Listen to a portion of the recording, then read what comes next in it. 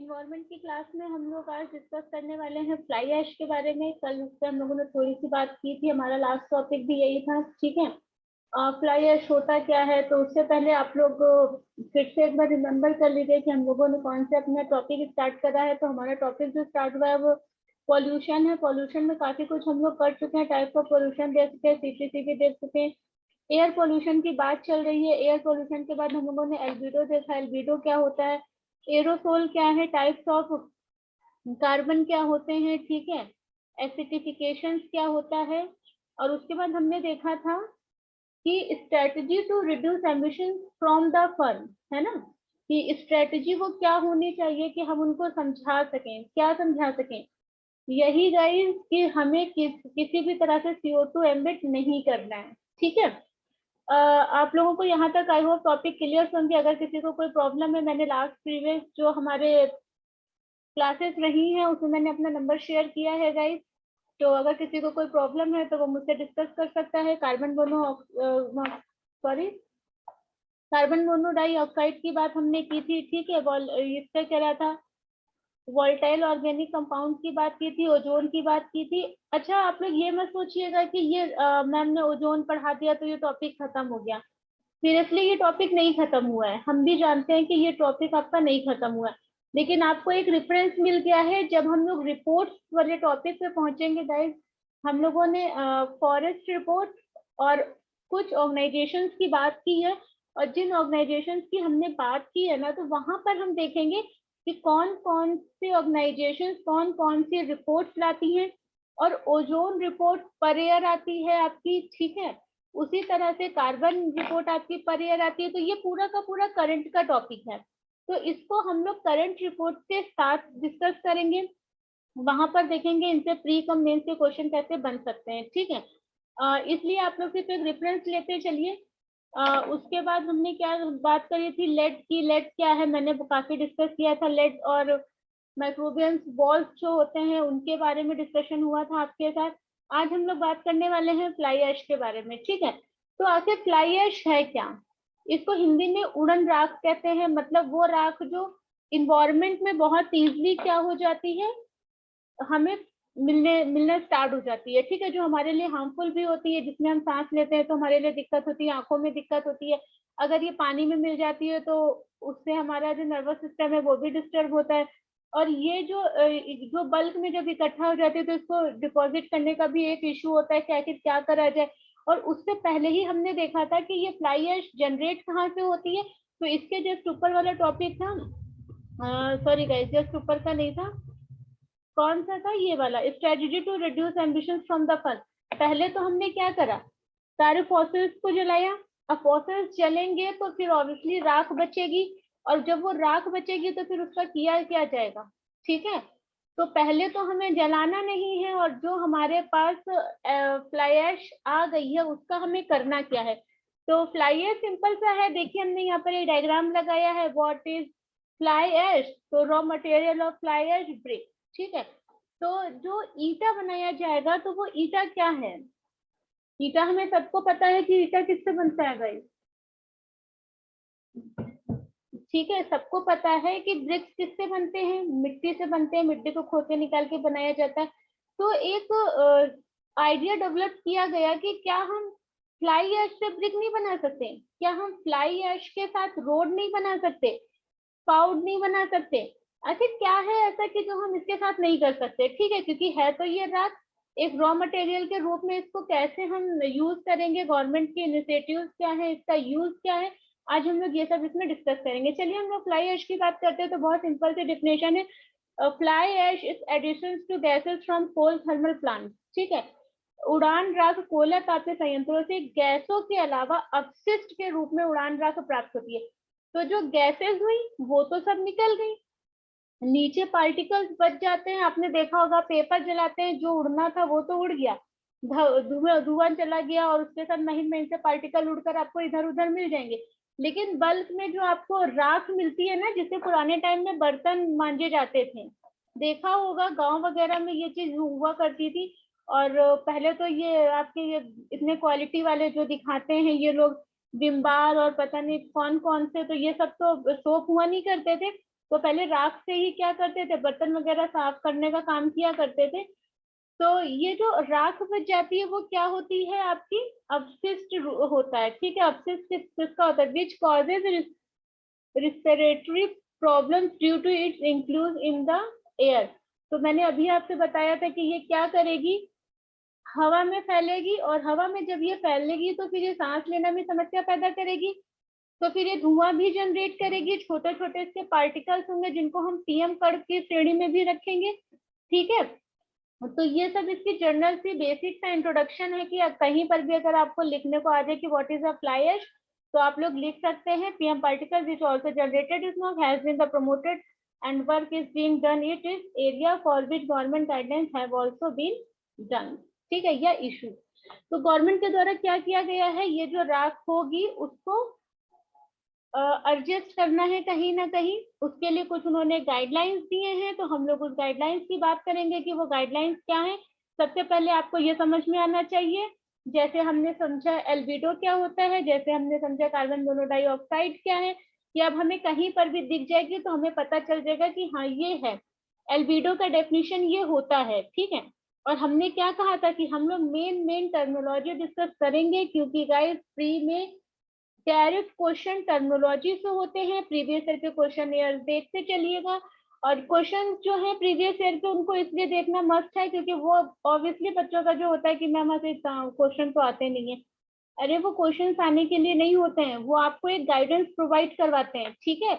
और वो जो गाइडेंस आपको प्रोवाइड करवाया जाता है ना, वो इसलिए होता है कि आप अपने टॉपिक को सेपरेट कर सके। जो बल्क में आपका है ना यूपीएससी का सिलेबस, जिसको कहते हैं कि मतलब बहुत वास्ट है, मतलब इतना वास्ट है कि कभी कंप्लीट ही नहीं होता। और सही मानिए यूपीएससी का सिलेबस बहुत वास्ट है, लेकिन अगर आप लास्ट 5 ईयर पर और करंट पर नजर रखते हैं तो सीरियसली आपका 50% प्रॉब्लम सॉर्ट आउट हो जाता है। और एग्जाम में आपका जो रिक्वायरमेंट है वो 50% का ही, आपके 100% वहां पर कोई मांग भी नहीं रहा। आपके टॉपर्स भी क्या होते हैं 50% पर ही सेलेक्ट होते हैं, ठीक है। तो ये सिंपल सी डिफिनेशन है इसकी। अच्छा बात है इसके यूजेस की बात, तो इसका उपयोग क्या है आखिर।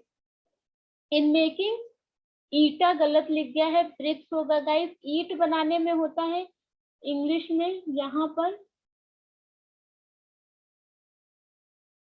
ये ईटा नहीं ब्रिक्स होगा गाइस, ठीक है। तो उसको सही कर लीजिएगा,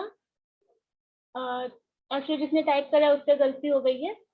तो अच्छा अब हम लोग बात करते हैं कि इससे ईटा बना सकते हैं, और जब ये वो ईटा बन के तैयार हो जाएगा, सपोज डेट कि हमारे पास अभी जैसे कि क्या था, गवर्नमेंट ने कहा कि भैया देखो पहले राख नहीं जलानी है, ठीक है, पहले राख नहीं जलानी है। फिर हमारे पास जो ये जो बचा हुआ है वेस्ट, जो राख के रूप में हमें जो ऐश प्राप्त हुई है, इसको क्या कर दो, इससे ईंट बना दो, इसको किसमें कन्वर्ट कर दो, ईंटे में कन्वर्ट कर दो। अब भैया अगर ईंटा बन गया है तो उसका हम करेंगे क्या, है ना। अगर ईंटा बना भी लिया तो क्या करोगे आप, तो उसका भी तो सोल्यूशन होना चाहिए कि ईंटा बना लिया है तो हम उसका करें कहाँ, कहाँ यूज करें। आखिर वो ऐसी क्या है कि उसकी उसकी डिमांड बढ़ जाए, ठीक है। और डिमांड बढ़ जाए तो क्या होगा, लोग अपने ये जो फ्लाई ऐश है ना, अगर इसका डिमांड बढ़ जाए तो लोग अपने वहां राख को भी अलग से स्टोर करना स्टार्ट करेंगे और फिर उसके लिए उसको बेचना स्टार्ट करेंगे। लेकिन वो कब होगा, जब उससे बनी चीजों का डिमांड बढ़ जाए। बिल्कुल सिंपल सा एग्जांपल है, आपने वीट का प्रोडक्शन किया, दैट्स गुड, लेकिन अगर आप उससे बिस्किट ना बनाओ, रोटी ना बनाओ, ठीक है, तो क्या वो आपके लिए यूजफुल होगा, नहीं है। वीट का प्रोडक्शन जब हमको कोई काम ही नहीं आ रहा तो हमें क्या करना है उस चीज का। लेकिन वीट का प्रोडक्ट, उसका डिमांड इसलिए ज्यादा है क्योंकि वो हर घर में यूज किया जाता है, ठीक है। हर घर में बिस्किट्स खाए जाते हैं, रोटियां बनती हैं, और भी आटे की बहुत सारी चीजें बन जाती हैं। बहुत लोग लड्डू बनाते हैं जिन्हें पंजाबी में पिन्नी बोला जाता है, ठीक है। पंजीरी बनाते हैं जो प्रसाद में भी चढ़ती है, बहुतों के यहाँ बनती है, हलवा बन जाता है। तो अब हमें पता है कि हाँ अगर वीट का प्रोडक्शन होगा तो उसका डिमांड भी है, तो अगर डिमांड है तो उसकी सप्लाई भी होगी, और अगर सप्लाई करनी है तो हमें प्रोडक्शन भी बढ़ाना पड़ेगा। सिंपल सा कॉन्सेप्ट का, इकोनॉमिक का कॉन्सेप्ट है, चलता है प्राइमरी सेकेंडरी और टर्सरी सेक्टर में। पढ़ेंगे इकोनॉमिक्स अगर कभी आपके साथ करा, नहीं तो जो टीचर आपको पढ़ाएगा वो आपको बताएगा, ठीक है। उसी तरह से अगर मैंने ये रॉ मटेरियल तो हमारा प्राइमरी सेक्टर का था, ये हमें मिल गया, ईट हमने बना लिया, मैन्युफैक्चरिंग सेक्टर यानी हमारा सेकेंडरी सेक्टर में आ गया।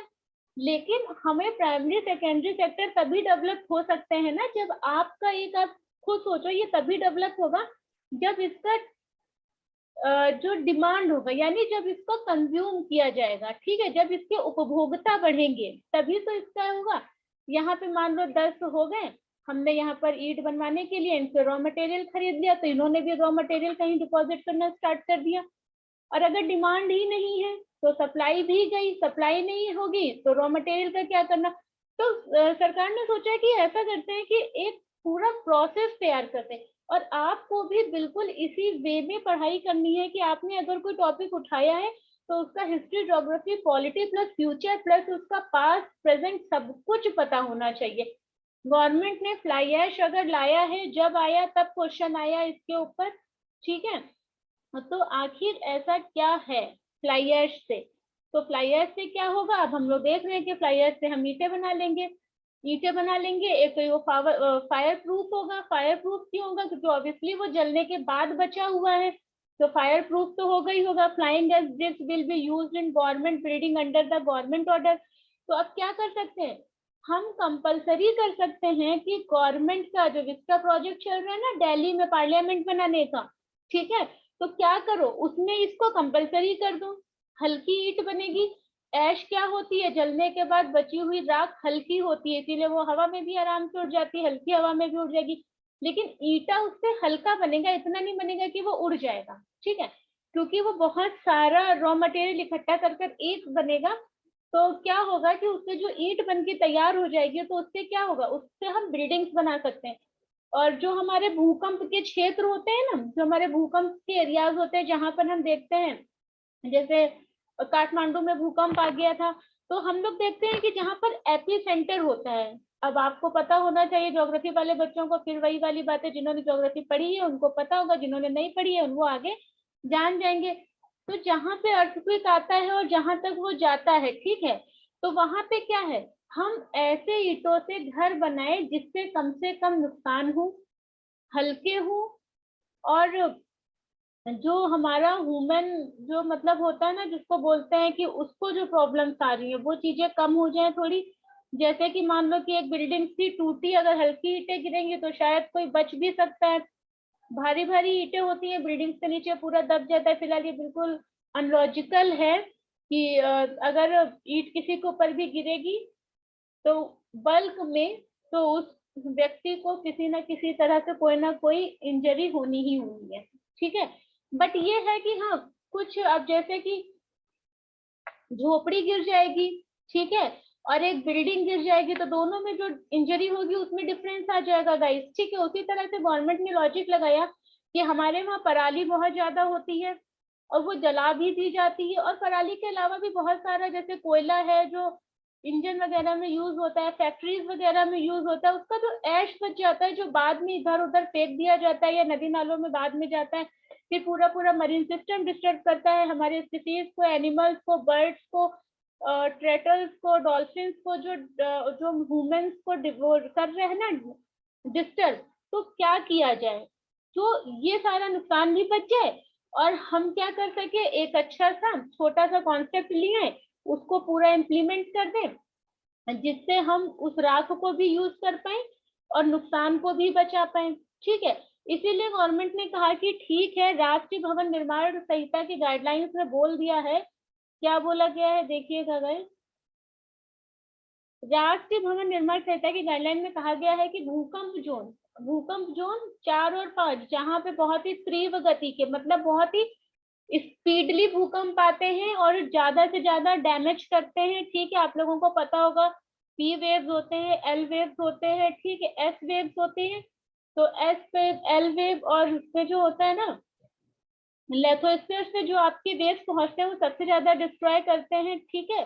तो ये सारी चीजें, भूकंप का पूरा कॉन्सेप्ट ज्योग्राफी में क्लियर होगा, लेकिन जो 4 और 5 नंबर के भूकंप वाले क्षेत्र हैं वहां पे क्या किया जाए, इन ईंटों से कंस्ट्रक्ट कर दिया जाए। अगर इनको हम यूज करते हैं तो वहां पे जब भूकंप आएगा तो वहां पे जान माल की जो हानि होती है वो थोड़ी सी कम हो जाएगी। प्लस हल्के ईंटें होंगे, रॉ मटेरियल इजिली मिल जाएगा, तो क्या होगा, एक ब्रिक्स का सब्स्टिट्यूट आ जाएगा और इसका जो रेट होगा वो उससे कम रखा जाएगा, जिससे ये इजिली हम इसको क्या कर सके, इसको कंपेंसेट कर सके। ठीक है, रूरल एरियाज में जो आप देखते हैं कि कंस्ट्रक्शन का काम चलता है और मोस्टली क्या होता है गाइस, मोस्टली आपका जो कंस्ट्रक्शन का काम चलता है कहाँ चलता है, रोड्स के ऊपर चलता है रूरल एरियाज में। तो वहां पे जो रोड्स बनाई जाए ना वो फ्लाई ऐश के ईंटों से बना दी जाए, क्योंकि अगर वो फिर डिस्ट्रॉय होती हैं या कुछ प्रॉब्लम आता है फिर बना दी जाएंगी। तो गवर्नमेंट को ऐसा लगता है कि हम उन ईंटों का प्रयोग कहाँ कर सकते हैं, रिमोट एरियाज में कर सकते हैं, गवर्नमेंट की बिल्डिंग्स में कर सकते हैं, ठीक है, अर्थक्वेक एरियाज में कर सकते हैं। और इन्होंने क्या बोला है, it will be use to fill the vacant mines, ठीक है, जो मतलब खाली पड़े हैं, ठीक है, जो सड़क निर्माण के क्षेत्र हैं या माइनिंग क्षेत्र हैं, जो जहां से माइनिंग की जा चुकी है अब गड्ढा पड़ा हुआ है वहां पर। देखा होगा ना कि हम लोग तो रोड पर भी देखते हैं कि एक बार गड्ढा खुद जाता है तो सालों साल पड़ा रहता है। तो ऐसी जगहों पर उनको क्या कर दिया जाए, डलवा दिया जाए, जिससे वो सब कुछ सेटल हो जाए। ठीक है, it will also be use as raw material in house under the PM Awas Yojana. तो जो रूरल एरियाज में घर बनेंगे उनमें भी इनका यूज किया जाएगा। Farmers has also been advised to use fly ash to increase the productivity of the farm. तो किसानों को भी कहा जाएगा कि खेत की उत्पादकता को बढ़ाने के लिए फ्लाई ऐश का प्रयोग करें। और ये हमने देखा था जब हम लोगों ने खेत वाली फील्ड वाली बात की थी कि उनसे उनको कैसे समझाना है हमें। देखिए एक से दूसरा रिलेट हो रहा है और दो क्वेश्चन एक साथ मिला के अगर एग्जामिनर अपना दिमाग लगा के बना देना तो आपको भी स्मार्ट होना चाहिए और एक से दूसरी बात को जोड़ के तुरंत उसका तोड़ निकालना चाहिए। ठीक है, ये है यूपीएससी, इस बात को याद रखिएगा, क्योंकि हमारे वहाँ नॉलेज चाहिए लेकिन थ्योरेटिकल नहीं चाहिए, हमको बिल्कुल प्रैक्टिकल नॉलेज चाहिए। आप कहीं के डीएम एसडीएम बनाए जाते हैं और आपके आगे मान लीजिए कि आप 5 लोग हैं, 5 डीएम हैं, 5 जिले की अलग अलग दिक्कत है, ठीक है, लेकिन कहीं ना कहीं पर कोई ना कोई रिसोर्सेस क्या होगा, ज्यादा होगा और कहीं ना कहीं पर उसकी लैकनेस होगी, कमी होगी। तो वो जो है ना कि कहीं पर जो रिसोर्सेस हैं रिच मात्रा में जो है, कहीं पर लेस मात्रा में, तो उनको कोऑर्डिनेट कैसे किया जाए। देखा होगा ना मुगल काल में बहुत बड़े बड़े बिल्डिंग्स बने हैं, तो उस समय तो हमने उस वाले पत्थरों का, स्टोन का और ऐसे ऐसे डिजाइनिंग और इंटीरियर देखा है जो भारत में नहीं था ना। अब जैसे हम लोग कहते हैं गांधार कला, हिस्ट्री में पढ़ेंगे आप लोग, गांधार कला की अगर हम लोग बात करें तो क्या गांधार कला भारत में डेवलप हुई थी? बिल्कुल नहीं हुई थी। गांधार कला भारत में डेवलप वो कहाँ से थी? पर्शिया से ली गई थी। ठीक है, उल्टा कमल का फूल हो गया, ठीक है, अशोक का स्तंभ हो गया, बताते हैं कि उसमें जो अरेबिक वाली डिजाइन है वो हो गई, ताजमहल हो गया, भूल भुलैया हो गया, ऐसे ऐसे कंस्ट्रक्शन हो गए। क्या सब कुछ इंडिया में ही था? बिल्कुल नहीं था। ईरानी बुलाए जाते थे, आर्किटेक्चर्स बुलाए जाते थे, फिलोसफर्स बुलवाए जाते थे।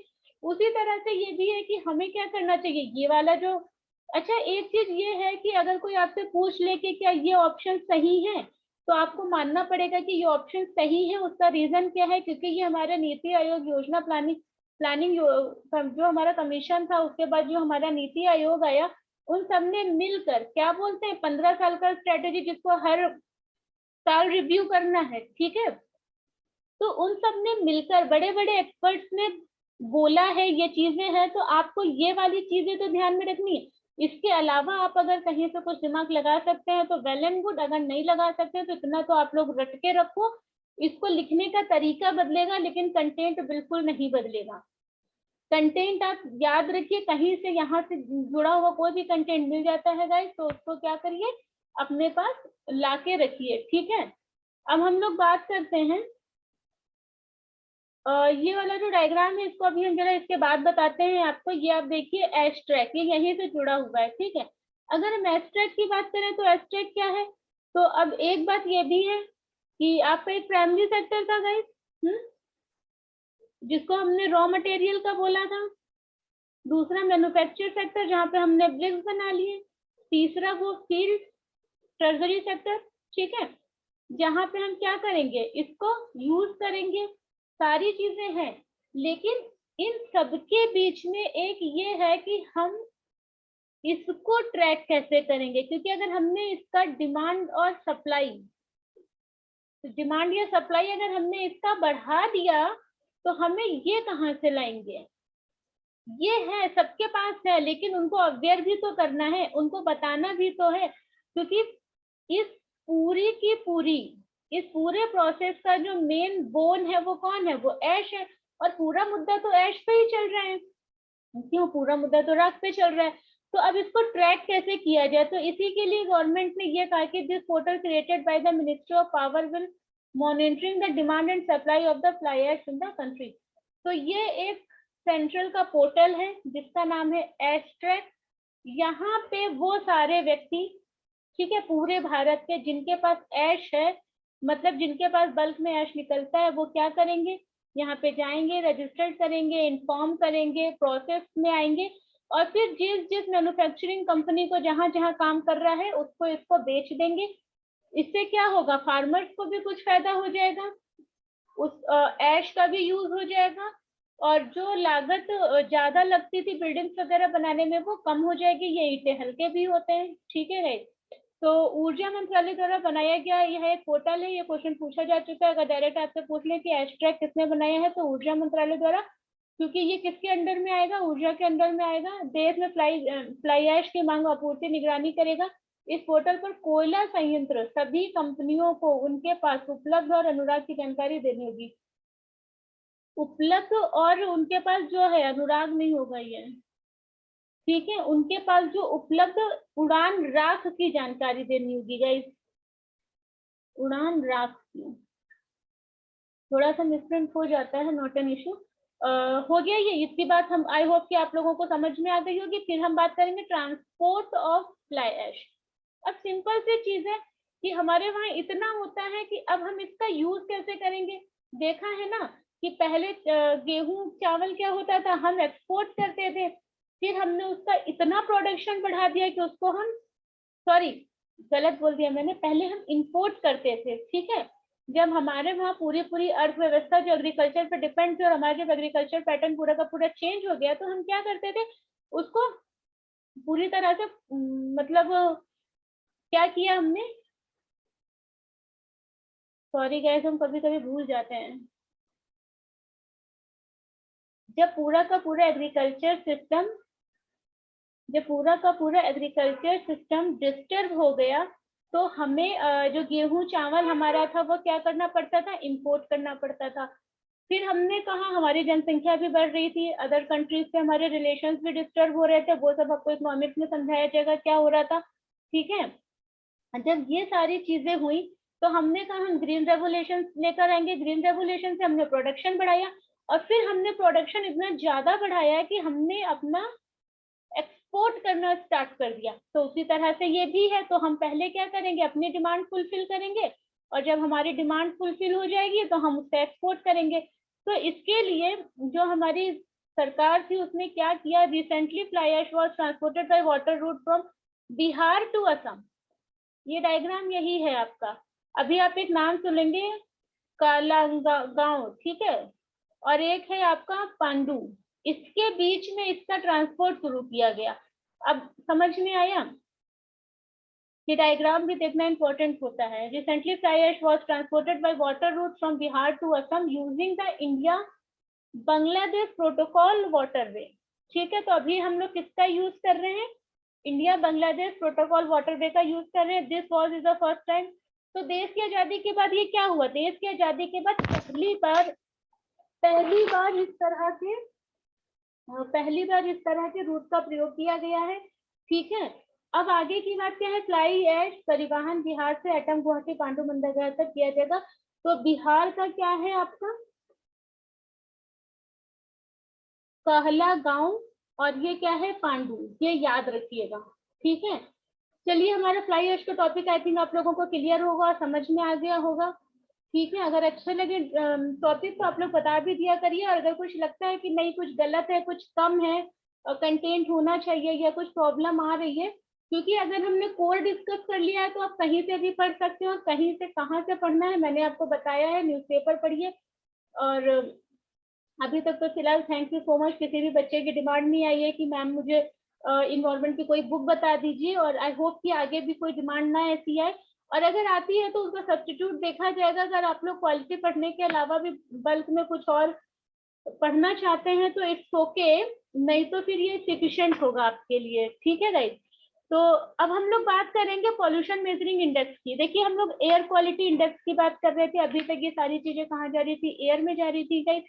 तो अब हम बात करने वाले हैं कि एयर क्वालिटी इंडेक्स। तो अब हमने एयर देख लिया, पॉल्यूशन देख लिया। पॉल्यूशन में हमने पहला टॉपिक एयर पॉल्यूशन देखा। एयर पॉल्यूशन में जो पॉल्यूशन फैल रहे थे उसमें हमने गैसें देखी, कौन कौन सी थी। 12 मेजर गैसेस की बातें करी जो बहुत ही ज्यादा आइडेंटिफाई, मतलब बहुत ज्यादा हार्मफुल है, जो आइडेंटिफाई की गई है। ठीक है। अब हम लोग बात करेंगे कि आखिर उनको मेजर कैसे किया जाता है, उनके इम्पैक्ट कैसे होते हैं, और हर शहर में अलग अलग वो कैसे होते हैं, और ये हर साल जारी किया जाता है। ठीक है, एवरी ईयर। तो एयर क्वालिटी इंडेक्स की अगर हम बात करें तो under this many pollution are average on the basis of which the AQI means air quality index is issue. ठीक है। तो एयर क्वालिटी इंडेक्स में क्या होता है, इसके तहत कई प्रदूषकों का औसत निकाला जाता है। ठीक है, ये ऑन एन एवरेज दिया जाता है, क्योंकि आपको भी पता है कि गैसेस जो होती हैं पर्टिकुलर टाइम में, अगर वो 1 मिनट का भी है ना तो उसमें भी वो कई सेकंड में भी फ्लक्चुएट हो सकते हैं। ये डिपेंड करता है आपकी ग्रीनरी, इंडस्ट्रियल एरिया, ठीक है, और किसके ऊपर डिपेंड करेगा, ह्यूमन एक्टिविटीज के ऊपर डिपेंड करेगा, और किस पर डिपेंड करेगा कि किस तरह से आप, कहीं जंगल में आग लग गई, नेचुरली भी डिपेंड कर जाएगा, जैसे केरल में लग गई थी, उड़ीसा सॉरी केरल के में लगी, और आपको ऑस्ट्रेलिया में लगी। ठीक है, नॉर्थ ऑस्ट्रेलिया में आग लग गई आपकी, पूरे पूरे जंगल खत्म हो गए, अमेजन में आग लग गई आपकी। ठीक है, तो एक क्वेश्चन बनता है कि what is the reason behind it forest fire. तो आप लोग सोचिएगा जरा और करके बताइएगा। ठीक है, कि आखिर जंगलों में आग लगने के पीछे का कारण क्या है, ह्यूमन मेड है, नेचुरल मेड है, बोथ है, या कोई क्लाइमेटिकल चेंजेस है उसके अंदर, या कोई जियोग्राफिकल चेंजेस है, वॉट एवर जो आप लोग सोच सकते हो बताइएगा मुझे। ठीक है, और नंबर मैं आपको फिर बता दूं मेरा क्या है, आप लोग लिख लीजिएगा।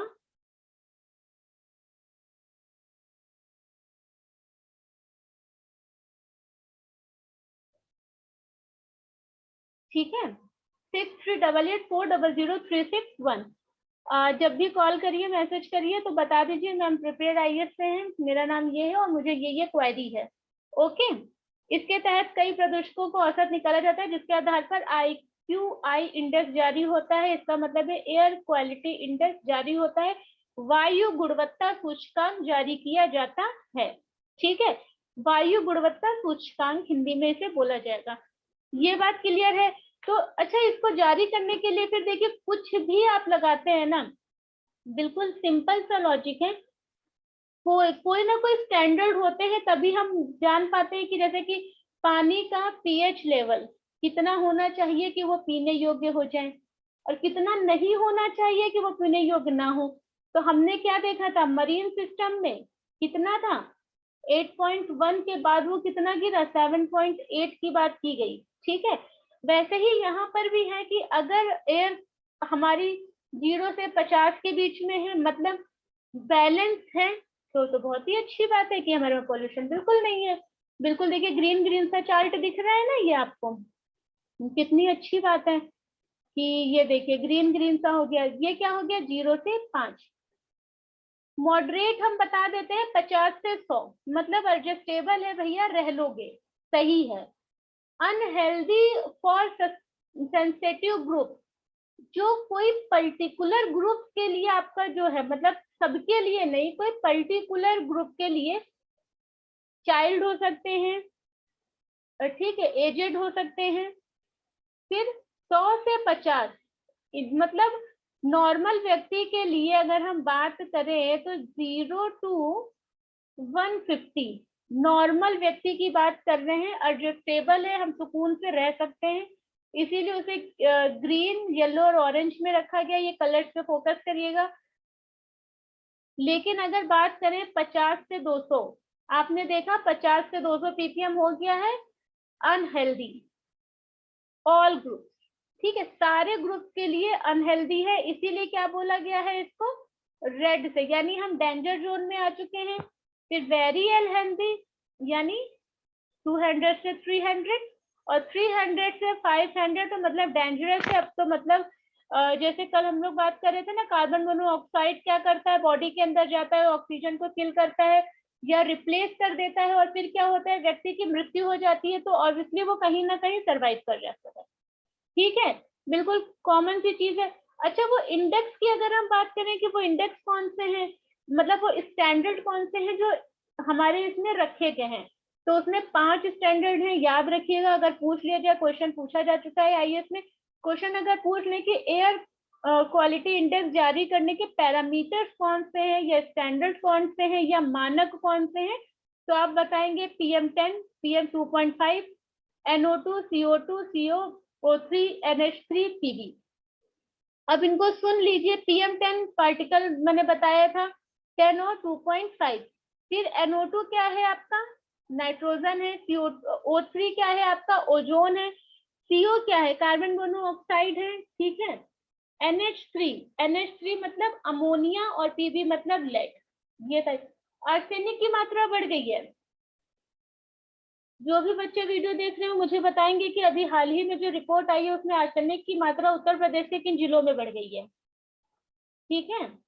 अब हम लोग इसकी अगर बात कर ले, ये देखिए ऐसे भी मैंने इसको अटैच करा है, इसमें आप लोग देखिएगा। नोट्स बहुत क्वालिटी रहेगी आपकी, इसलिए नोट्स में कोई भी डाउट मत करिए। Air quality index guidelines to protect the health 0 to 5 code green. इसका कोड क्या है, 0 से 5।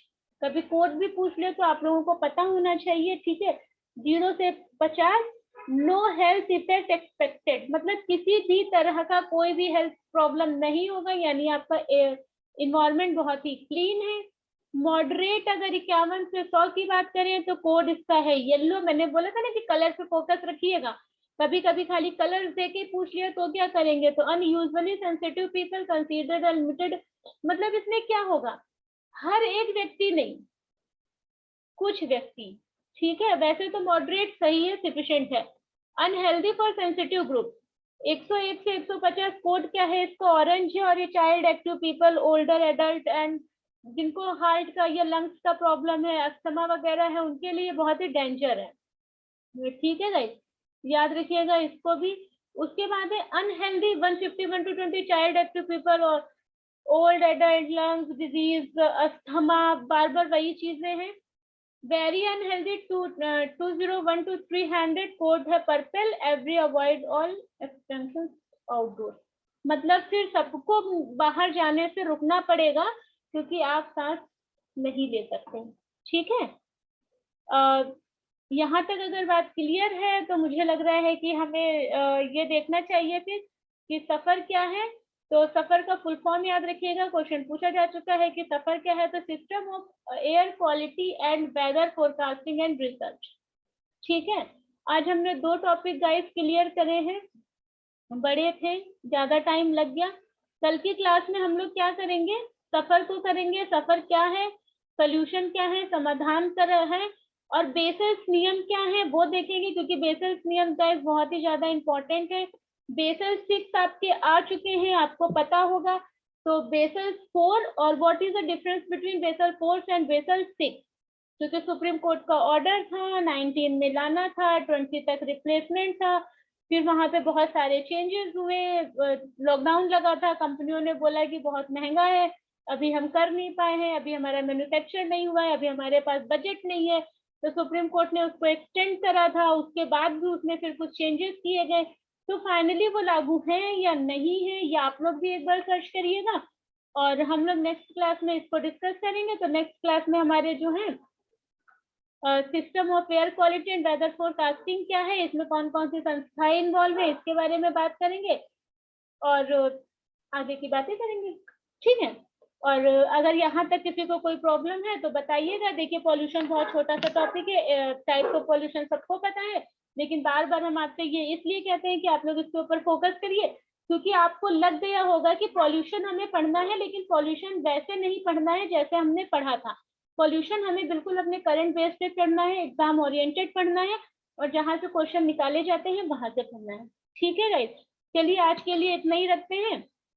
कल अब आज उसकी 4th क्लास है, पीछे की 3 क्लासें देख लेना, छोटे छोटे टॉपिक हैं। देखिए गाइस, छोटे छोटे टॉपिक इसलिए आपके साथ डिस्कस किए जा रहे हैं जिससे आप अच्छे से अंडरस्टैंडिंग बना सके। कोई भी सब्जेक्ट घोल के पीने का नहीं होता, ठीक है, कि आपने बुक उठाई पढ़ डाली और आपको आ गया, नहीं।